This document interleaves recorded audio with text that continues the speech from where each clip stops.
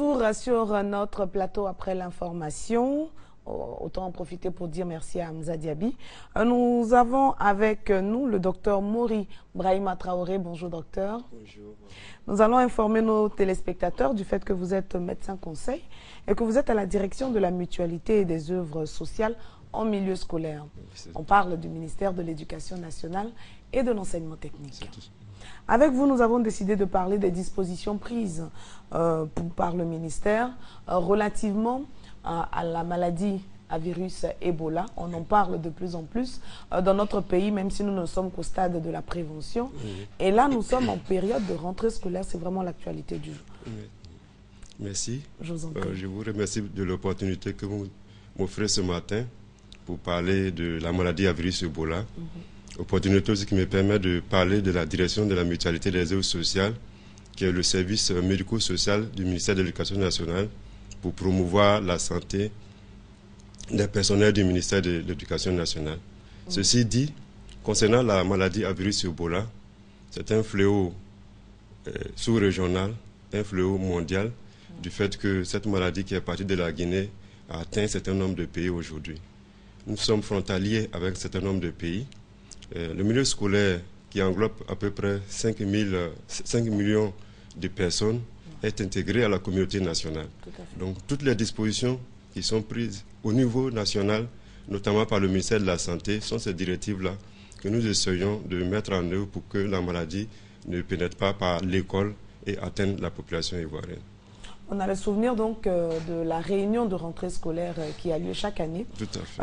La participation de Madame le ministre de la Santé et de la lutte contre le sida, c'était justement, je pense, pour apporter ce signal-là, notamment que l'école ivoirienne également s'engageait dans la lutte contre la maladie à virus Ebola.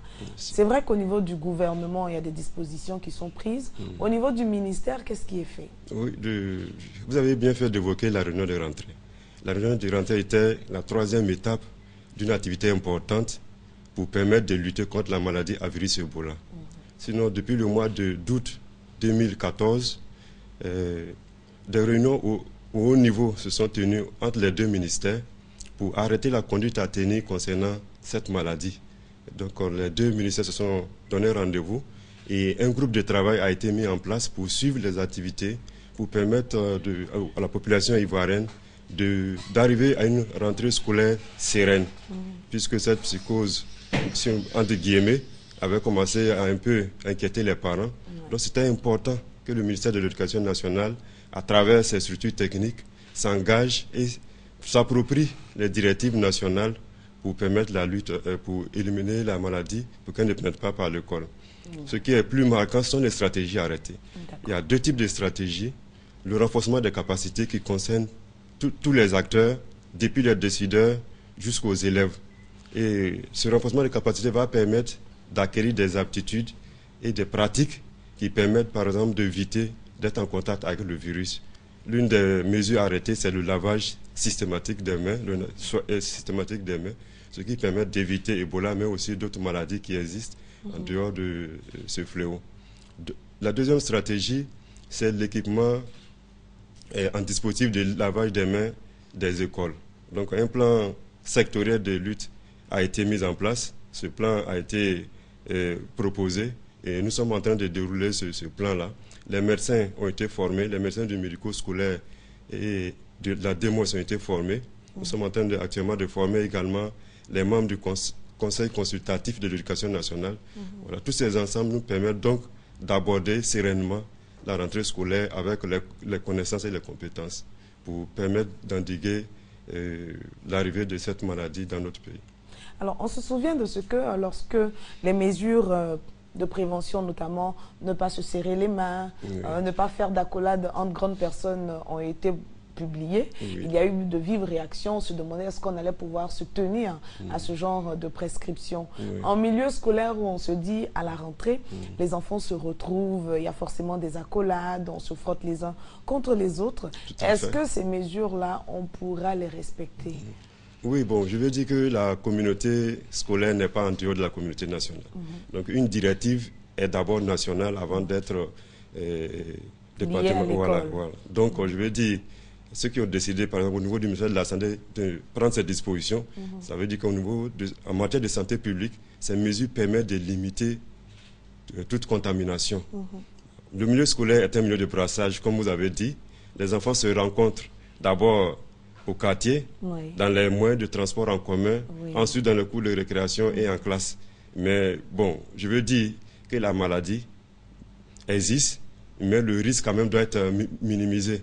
Voilà. Et pour minimiser ce risque-là, c'est les dispositions pratiques qu'on a données, le fait par exemple de se laver régulièrement et soigneusement les mains. On ne va pas empêcher les enfants de jouer, on ne va pas leur dire aussi de ne pas se serrer les mains, et ils sont en train de courir, ils ont quand même envie de se socialiser vis-à-vis de leurs camarades. Donc j'espère que en disant cela, mais la mesure la plus appropriée pour nous, c'est de leur permettre de créer les conditions pour se laver les mains régulièrement. Voilà, je crois que c'est sur ça que nous allons vraiment tabler nos interventions en direction des élèves et puis renforcer leurs capacités en termes de compréhension aussi de la maladie sur un certain nombre de points. D'accord. Si dans certains établissements, nous sommes au stade des inscriptions, des formalités administratives, dans d'autres, ça a déjà démarré. Hein, les cours, la rencontre avec les professeurs, les enseignants ont déjà vu contact avec leurs élèves. Ce serait quoi le message pour un parent avant que son enfant n'aille à l'école? Faut-il lui dire, si tu pars, ne salue pas, ne fais pas d'accolade, fais attention à bien ranger tes affaires pour ne pas que ton voisin les utilise? Oui, le message, c'est d'abord de ne pas paniquer, de garder sa sérénité. La maladie n'est pas encore présente en Côte d'Ivoire. Ça, c'est un fait important qu'il faut signaler. Tout à fait. Voilà. Pour le moment, nous prenons nos dispositions pour ne pas que la maladie arrive chez nous. Voilà. Les mesures, les précautions annoncées par le ministère de la Santé sont largement suffisantes pour permettre quand même d'éviter que la maladie pénètre dans le milieu scolaire ivoirien. Donc, c'est pour vraiment rassurer les parents que le ministère de l'Éducation nationale, depuis plusieurs semaines, est à pied d'œuvre pour permettre d'avoir un certain nombre de dispositions, d'abord au niveau du renforcement des capacités et surtout d'information des parents, surtout les rassurer que la rentrée peut se faire sans risque pour les enfants, sans risque pour les encadreurs, sans risque aussi pour la communauté. Puisque je voulais également relever le fait que les enfants passent 12 heures à l'école, mais les 12 autres heures ne sont pas à l'école, c'est dans la communauté. Donc une action qui va être menée au niveau de l'école, si elle n'est pas poursuivie dans la communauté, vous voyez que c'est comme si on prêchait, on n'avait rien fait. Donc c'est vraiment en mettant en commun nos actions qu'on pourra vraiment éviter que la maladie pénètre dans la communauté. Mais quand on sait que les enfants, pendant les vacances, il y a des mouvements de personnes, est-ce qu'au niveau de l'établissement, autant c'est fait au niveau des frontières avec les pays touchés, est-ce qu'au niveau donc de l'établissement, il va y avoir des genres de questionnaires ou d'enquêtes pour voir quels sont les enfants qui ont bougé, où ils sont allés, est-ce qu'ils n'étaient pas dans des zones à risque, et ainsi de suite? Voilà, je crois que, comme je l'ai dit, je reviens toujours à la notion du fait que la communauté scolaire fait partie de la communauté en général. Tout à fait. Donc, si un enfant était à l'extérieur de la Côte d'Ivoire, je suppose, moi, au niveau de l'éducation nationale, qu'avant de rentrer, que les dispositions qui ont été annoncées au niveau des frontières, au niveau des aéroports, sont respectées. S'il arrive vraiment chez nous à l'école, qui est vraiment le centre même de la communauté, je suppose que déjà ces notions préliminaires ont été évacuées avant d'arriver vraiment à l'école. À l'école, nous n'allons pas faire de discrimination. À l'école, nous faisons ce qu'il faut faire, c'est-à-dire recevoir l'élève et appliquer les directives du ministère de la Santé. Si un enfant fait une fièvre en classe, naturellement, les conditions sont indiquées. Ce qu'il faut faire, notamment, il faut l'orienter vers le centre de santé. S'il y a un dispensaire, une infirmerie scolaire, ou bien dans un centre de santé le plus proche, ou bien informer les agents de santé. Pour que le médico-scolaire, puisque nous sommes dans le cadre scolaire, voilà. Et que vous êtes médecin conseil justement à la direction de la mutualité et des œuvres sociales en milieu scolaire. Les médico-scolaires relèvent de vos compétences. Donc, il faut aller vers les médico-scolaires, c'est ça, hein? Non, c'est pas. Ce sont deux entités. Ah, d'accord. Voilà. Donc, le programme national dépend. Les médico-scolaires dépendent du programme national des santé scolaires universitaires, qui est un programme du ministère de la Santé. La DEMOS est une direction centrale du ministère de l'Éducation nationale. Elle a été créée en 2000, compte tenu d'un certain nombre de situations, l'état de décès, de sortie massive des enseignants des classes, et surtout que l'effectif est important. C'est près de 65% de l'effectif de tous les fonctionnaires de Côte d'Ivoire. Donc, selon les recommandations du Bureau international du travail, c'est important quand vous avez plus de 1000 employés, vous devez mettre en place un service médico-social. Donc, voilà, donc c'est dans ce cadre. Nos activités sont complémentaires. D'accord. Voilà. Et donc, on va revenir au cas de la prévention. Oui. Si vous avez un enfant, que ce soit à l'école ou à la maison, qui fait une forte fièvre, comme on l'a dit, avec les différents symptômes que l'on connaît, si c'est un cas suspect, il faut désormais donc appeler. On a un numéro vert, un numéro gratuit auquel on a la possibilité d'appeler pour avoir les réponses adéquates à comment réagir, qu'est-ce qu'il faut faire et puis pour essayer de circonscrire si éventuellement c'est vraiment un cas, mais sinon on reste dans le cas des cas suspects. Tout à fait, tout à fait. Mais je veux insister quand même sur le cas suspect parce qu'il y a plusieurs types de définitions. Il y a une définition qui est destinée à la communauté. C'est là qu'on parle des cas d'alerte. Quand vous avez une fièvre, une diarrhée ou bien des vomissements, on suppose que la communauté n'est pas outillée pour faire la part des choses. Tout à fait. Donc cette définition communautaire-là permet par exemple de ratisser l'âge pour ne pas passer à côté d'un seul cas. Ce qui montre donc l'efficacité de notre surveillance épidémiologique. Le cas suspect, c'est lorsque vous avez ces mêmes signes que nous venons de noter, diarrhée, vomissement, mais il faut obligatoirement une notion importante qui est le séjour dans une zone où la maladie se vit actuellement. Ça, c'est une ligne, voilà. Ou bien vous avez consommé du gibier pendant la période, ou bien vous avez côtoyé un malade, ou bien quelqu'un qui est décédé de la maladie à virus Ebola. Voilà, c'est là, dans ce cas spécifique, là qu'on parle des cas suspects. Mais déjà, nous sommes à un niveau vraiment de définition. Mais au niveau de la communauté, devant une fièvre, il faut s'adresser au centre de santé le plus proche et les numéros verts existent. Je crois que le ministère de la Santé est outillé, vraiment en train de faire du bon travail pour que toute la population soit informée sur ces différents points. Docteur Mori Brahima Traoré, pour les téléspectateurs qui se joignent seulement maintenant à nous, est médecin conseil à la direction de la mutualité et des œuvres sociales en milieu scolaire. Avec lui, nous parlions donc des dispositions prises par le ministère de l'Éducation nationale. Et étant entendu que nous sommes en période de rentrée scolaire et que la communauté scolaire, avec tous les enfants, les enseignants, toutes ces personnes qui travaillent donc dans ce domaine, qui se retrouvent et qui repartent pour une nouvelle année scolaire. Donc il y a des mesures à prendre. Il nous a rassurés sur le fait qu'effectivement ces mesures sont prises. Il y a la surveillance, il y a des dispositions pratiques et puis des prescriptions, on va dire, au niveau des établissements scolaires, de sorte que les parents peuvent être tranquilles quant à la quiétude de leurs enfants. Cela dit, il ne faut pas que la vigilance baisse du côté des parents également, parce que comme l'a dit le docteur, les enfants passent 12 heures à l'école, mais les 12 autres heures, ils sont à la maison. Il faut que ce soit continu et que les deux domaines, donc la famille et l'école, s'entraident, voilà, se mettent ensemble, comme vous dites, pour éviter à nos enfants d'être en contact ou bien d'avoir des comportements qui les exposent. Merci. On récapitule et puis on retient un message essentiel à l'intention et des enfants et à l'intention des parents, de la communauté éducative de façon générale.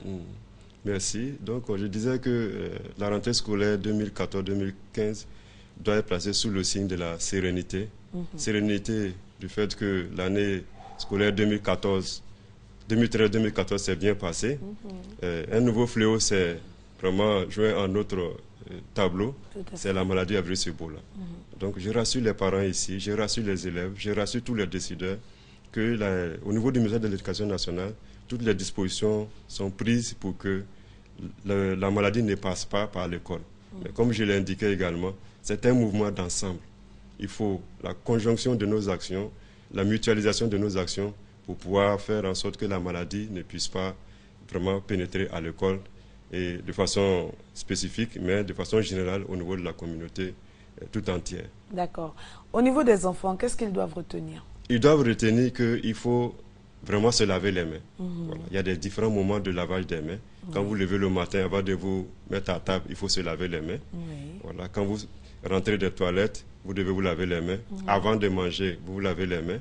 Et vraiment, quand vous jouez, comme on a dit, maintenant les dispositions seront dans les écoles. Il faut fréquemment et soigneusement se laver les mains. Voilà. Donc ces dispositions, notamment les différentes phases de lavage des mains, sont actuellement diffusées au niveau des différents chefs d'établissement.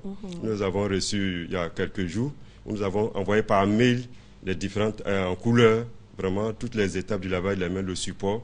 Et bientôt, nous serons vraiment sur le terrain pour former tous les chefs d'établissement, tous les chefs d'IEP, c'est inspection de l'enseignement primaire et préscolaire, tous les directeurs régionaux et départementaux, pour que la formation se fasse en cascade, pour que l'instituteur qui se trouve dans une classe ait les armes vraiment, non seulement la connaissance, mais aussi les armes pour pouvoir démontrer le lavage des mains et de façon pratique. C'est vrai qu'on dit que l'éducation se fait par habitude.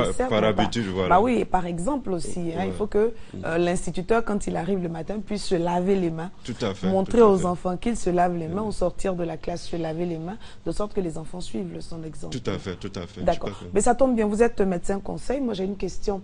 Il y a pas mal de parents en ce moment qui prémunissent leurs enfants des gels hydroalcooliques. C'est vraiment la mode, hein, tout à fait. Parce qu'il faut se désinfecter les mains et tout ça. Est-ce qu'il n'y a pas un abus de ce point de vue? N'est-il pas mieux de conseiller aux enfants de se laver régulièrement les mains que de proposer ces gels-là? Surtout qu'avec les enfants, on ne sait jamais. Hein. Un enfant, il se dit, j'ai un gel, j'ai la possibilité donc de ne pas me laver les mains. Je peux manger ce qui suit, je suis tranquille. Tout à fait. Voilà, je voudrais quand même dire que si j'ai insisté ce matin sur le lavage des mains, c'est que c'est ce qui est recommandé. Voilà. Parce que les gels hydroalcooliques ne remplacent pas le lavage des mains. Voilà. Les gels hydroalcooliques, pour que l'efficacité sur ce virus soit effective, il faut que certaines conditions soient réalisées. On a dit gel et pas gel, c'est préparation hydroalcoolique. Puisque les gels, ça, ce sont des présentations que le commercial peut permettre pour donner une certaine consistance au produit. Pour que ce soit esthétique. Voilà. Ce qui est important pour nous, c'est la quantité d'eau et surtout l'alcool contenu dans cette solution-là. Il faut que ça soit de l'alcool à 70 degrés. Voilà. Donc, le conseil que je peux donner aux parents, c'est de dire qu'il faut conseiller aux enfants de se laver les mains, puisque ça permet, ça a été démontré que c'est par le lavage des mains qu'on évite la maladie à virus Ebola, mais beaucoup d'autres maladies. Parce qu'il ne faut pas qu'on l'oublie. Les enfants jouent, ils mettent la main dans la bouche. Donc il y a beaucoup d'autres maladies manuportées au niveau des mains qui font que l'enfant peut se contaminer. Pour revenir à la préparation hydroalcoolique, comme je l'indiquais, il faut qu'il y ait ces deux éléments importants au niveau de la constitution. De la constitution. Donc ce que moi je peux dire en tant que formateur, c'est de dire, lorsque vous avez un flacon entre les mains, il faut vérifier que le dosage de 70 degrés d'alcool soit mentionné dessus. Mais on sait très bien que les commerciaux, ils ont leur façon de faire les choses. Mais souvent, vous avez remarqué qu'on dit qu'il y a des faux médicaments qui circulent. Donc, ce n'est pas dans ces domaines que des choses vont... Surtout que c'est très à la mode et c'est prisé. Voilà, c'est très à la mode. Ça se vend comme de petits pains. Et voilà. Donc, c'est pour dire que pour nous, ce qui est sûr, c'est le lavage des mains. Donc, les gels hydroalcooliques ou bien les préparations ne sont que des solutions alternatives lorsqu'on n'a pas la possibilité de faire un lavage correct et soigné des mains. D'accord. À propos de lavage des mains, il semblerait qu'il y ait là aussi des mesures particulières. Il ne s'agit pas de mettre une grande bassine avec de l'eau et du savon où tous les enfants viennent se laver les mains. Ça, c'est exclu. Tout à fait. Le dispositif prévoit qu'on ait un filet d'eau sous lequel on passe la main. L'eau coule, donc ça veut dire que quand vous avez fini de vous laver les mains, l'eau qui est versée là, on ne la récupère pas pour faire autre chose. D'accord. Donc, vous êtes en train de parler des différentes conditions pour le lavage des mains. Si vous nous permettez, on peut passer en revue rapidement les différentes étapes du lavage des mains. D'accord. Voilà. Comme vous avez dit, la condition, il faut qu'il y ait de l'eau, il faut qu'il y ait du savon, de préférence du savon liquide. D'accord. Du savon liquide de préférence. D'accord. Les 10 étapes, je vais les passer rapidement en revue. Prenez votre temps surtout. Tout à fait. C'est trop important. On a le temps. Oui, donc, comme vous avez dit, il faut que l'eau coule. Voilà. Première étape. Il faut du savon que vous allez verser sur toute la surface des mains. Deuxième étape. Troisième étape, on se frotte les paumes. Voilà, face. Voilà. Donc, paume contre paume. Paume. D'accord. Voilà, on frictionne bien pour pouvoir vraiment éliminer les trucs. Ensuite, on croise dos. On superpose. Superpose. Voilà, paume contre dos, alternativement. D'accord. Voilà, en frottant les espaces interdigitaux. Ensuite, interdigitaux, docteur, ça suppose entre les doigts. Entre les doigts. Voilà, donc entre les doigts. Je vais adapter quand même mon langage, peut-être. C'est la déformation. D'accord, donc entre les on doigts. Fait ça. Oui. Ensuite. Quand vous finissez, il faut croiser les doigts, puisque vous avez remarqué. Oui, voilà. Voilà, pour que les espaces soient bien touchés. D'accord. Voilà. Donc on fait ça. On fait ça. Ensuite, le bord des mains avec par opposition. Ici. Voilà. Ici également. Voilà. On change. On change. Voilà. Ah oui, des deux côtés. Côtés de chaque main. Voilà. Vous avez remarqué que le pouce, pendant tout ce que je viens de démontrer, n'a pas été touché. Effectivement. Voilà. Donc, je mets le pouce à l'intérieur de la paume. On frotte. On frotte. Ah ouais, on ferme. Voilà, on frotte, voilà, on frotte bien. D'accord. On change également, on frotte. De l'autre côté. Voilà. Si vous avez toujours suivi, voilà, les ongles ou bien le bout des doigts n'ont pas été touchés. Donc il faut mettre ici, voilà, pour ceux qui n'ont pas vraiment de faux ongles. Voilà, donc il y a les conditions. Non, mais là, ce sont mes ongles, docteur. Voilà, si c'est pour moi les faux ongles. Donc tout à l'heure, on va revenir un peu sur les conditions. D'accord. Voilà, donc on fait alternativement. Voilà, comme ça. Donc ça nous fait 8e étape. 9e, on se rince les mains, toujours sur le filet d'eau. Et on sèche les mains, soit à l'air libre, ou bien on prend un essuie. Un mouchoir jetable. Voilà. C'est en ce moment, quand la main est sèche, qu'on utilise un gel, une solution hydroalcoolique. On peut rajouter. Voilà, on peut rajouter. Mais ce n'est pas obligatoire. Dans les conditions, il faut que les mains soient nues, les ongles doivent être coupés, ou pas de faux ongles, de préférence. De préférence. Et puis éviter aussi, comme on a dit, s'il y a des vernis, ça, bon, on ne va pas rentrer dans ce débat. Ah, voilà. Sinon, j'allais dire, docteur, vous me cherchez. Voilà. D'accord. Donc, c'est essentiellement. Donc, il faut se laver les mains, mais ce n'est pas à la va-vite. Pas à la va-vite. C'est avec des étapes précises que prendre le temps que ça prend de le faire correctement, soigneusement, fréquemment. Mais comme on a dit aussi, il faut vraiment arriver à ce que ça soit dans les habitudes. Ça, c'est vraiment, ça se fasse régulièrement. Et régulièrement. Lorsque les conditions nous les avons données. Voilà. Avant d'aller manger ou sortir des toilettes, il faut le faire. Quand vous finissez de jouer, vous avez passé la journée. Mais ça me fait même de venir au travail, vous saluez les gens. Il faut pouvoir un moment se laver les mains. Bon, comme maintenant qu'on dit il y a les directives. On ne se salue plus même. Voilà, on ne se salue plus. Voilà. Comme on a dit que c'est les maladies qui se transmettent par la main, essentiellement. Donc, ces dispositions éditées par le ministère de la Santé restent toujours valables. Il faut qu'on les observe. C'est au bout de ces efforts-là qu'on pourra vraiment éviter que la maladie rentre. Si on a dit de ne pas faire des accolades, il ne faut pas le faire. Si on a dit de ne pas se serrer les mains, il faut s'abstenir. Il faut éviter de manger les viandes de brousse. Bon, on est dans d'autres domaines, mais ce sont des dispositions qui peuvent arriver. Il faut éviter. C'est pour les familles. Il faut éviter voilà, les familles. Voilà, donc, il semblerait qu'il y ait des endroits où, quand vous arrivez, vous dites je vois Déborah. Et puis, on vous dit elle est derrière. Au maquis, on sert la viande de brousse derrière. Donc, il ne faut pas le faire. Il ne faut pas le faire. C'est s'exposer soi-même. Et puis aussi la communauté. Et puis exposer par extension la communauté. Voilà, la communauté. Donc, c'est important. Toutes ces dispositions, comme je ne suis pas dans le domaine pur, c'est pour ça que je parle de l'éducation nationale. Ce sont des dispositions qu'il faut respecter. Voilà. Éviter de manipuler la viande de brousse, éviter de chasser. Ce sont des directives que nous enseignons actuellement partout où nous passons pour la formation des différents acteurs du ministère de l'Éducation nationale.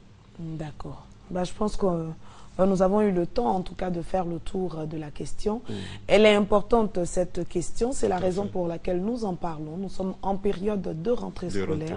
Les enfants se retrouvent, il y a beaucoup de joie, mais il faut limiter en même temps les risques, sans pour autant dramatiser la situation. Il ne faut pas faire paniquer les enfants. Tout à fait, c'est ce que j'allais dire. Vous me voyez qu'on est serein quand même. Bon, vous avez dit peut-être que je suis médecin, mais pour que la maladie rentre... Voilà, vous m'avez transmis votre sérénité. Voilà, donc il y a quand même des situations, il faut remplir un certain nombre de conditions pour faire la maladie. Je crois que la Côte d'Ivoire, on n'est pas en épidémie. On n'est pas en épidémie, donc vraiment on s'en tient aux différentes précautions annoncées par le ministère de la Santé, surtout garder sa sérénité et puis appliquer ces différentes précautions. D'accord. Merci beaucoup, Dr Mori Brahima. Merci. Merci infiniment. Médecin conseil à la direction de la mutualité et des œuvres sociales en milieu scolaire, vous êtes. Merci. Et avec vous, nous parlions, au-delà des dispositions prises par le gouvernement au niveau de la société, de celles que l'éducation nationale, donc le ministère de l'Éducation nationale et de l'enseignement technique a bien voulu installer dans les différentes on va dire dans la communauté éducative de Côte d'Ivoire pour cette rentrée scolaire 2014-2015. Il ne nous reste plus qu'à souhaiter à tous et à toutes une rentrée scolaire sereine. Merci. On peut être tranquille. Merci. Voilà, vous pouvez être vraiment tranquille par rapport à cette rentrée. Nous vous souhaitons une excellente journée de vendredi. Merci. Et merci d'avoir apporté la quiétude dans les familles et dans le milieu scolaire par toutes ces informations. Merci. Bonne journée à vous. Merci.